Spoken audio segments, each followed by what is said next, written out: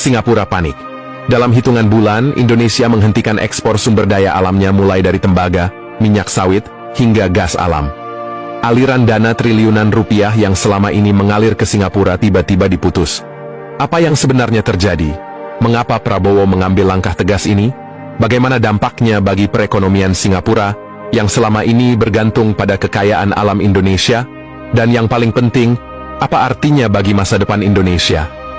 Simak kisah lengkapnya dalam video ini, dan temukan bagaimana Indonesia mulai mengambil alih kendali atas kekayaannya sendiri. Assalamualaikum warahmatullahi wabarakatuh. Sobat channel Kabar Langit, Indonesia bagai gajah yang diikat tali kecil. Kekuatan dan potensinya besar, tetapi belum sepenuhnya merdeka dalam mengelola sumber dayanya. Selama ratusan tahun, kekayaan alam Indonesia yang melimpah, mulai dari mineral, minyak, gas, hingga hasil perkebunan, telah dieksploitasi. Namun, ironisnya, negeri ini justru menjadi feeder bagi negara-negara lain. Data terbaru dari Pusat Pelaporan dan Analisis Transaksi Keuangan PPATK pada tahun 2024 menunjukkan bahwa transfer dana dari Indonesia ke Singapura mencapai angka fantastis, yakni sebesar 4.806 triliun rupiah. Sementara itu, aliran dana ke Amerika Serikat tercatat sebesar 1.447 triliun rupiah dan ke Cina sebesar 931,8 triliun rupiah. Mengapa ini terjadi? Apakah karena ketidakmampuan sumber daya manusia kita? Jawabannya tidak sesederhana itu.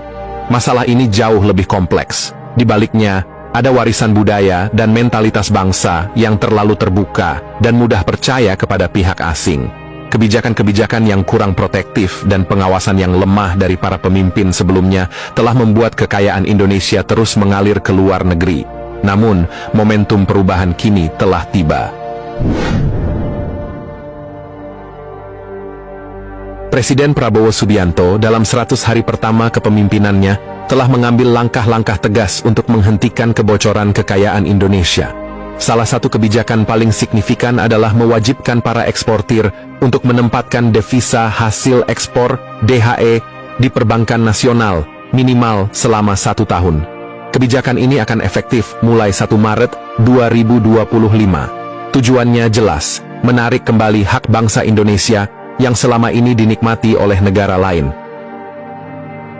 Mengapa ini penting? Pada tahun 2024, tercatat ada 7.000 triliun kekayaan Indonesia yang mengalir ke luar negeri.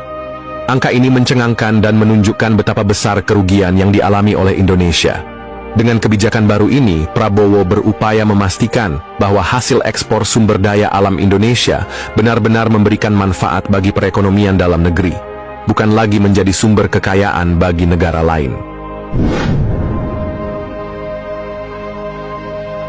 Pada tahun 2024, aliran dana dari Indonesia ke Singapura mencapai 4.806 triliun rupiah, setara dengan 54% dari produk domestik bruto PDB Singapura. Dampaknya jelas, sektor keuangan Singapura, khususnya perbankan, yang selama ini bergantung pada dana hasil ekspor dari Indonesia, akan mengalami penurunan signifikan. Ini bukan hanya mengguncang stabilitas keuangan mereka, tetapi juga memberikan sinyal kuat bahwa Indonesia tidak mau lagi menjadi halaman belakang bagi negara manapun. Tidak hanya itu, larangan ekspor konsentrat tembaga yang diberlakukan mulai 1 Januari 2025 juga akan menjadi pukulan telak bagi Singapura. Bursa Efek Singapura, SGX, yang selama ini menjadi pusat perdagangan komoditas, akan menghadapi tantangan besar. Perusahaan-perusahaan Singapura yang bergantung pada pasokan konsentrat tembaga dari Indonesia akan kesulitan memenuhi permintaan pasar. Dampak ini tidak hanya terbatas pada sektor perdagangan, tetapi juga akan memengaruhi sektor perbankan dan manajemen aset di Singapura. Singapura, hub perdagangan minyak sawit terbesar di Asia Tenggara, kini harus bersiap menghadapi badai. Program B40 atau biodiesel 40 yang dimulai pada tahun 2025 juga menjadi ancaman serius bagi Singapura. Negara ini dikenal sebagai salah satu hub perdagangan minyak mentah kelapa sawit atau CPO terbesar di Asia Tenggara. Namun, Dengan Indonesia yang kini mengalokasikan lebih banyak minyak sawit untuk kebutuhan domestik, ekspor CPO ke Singapura dipastikan akan berkurang.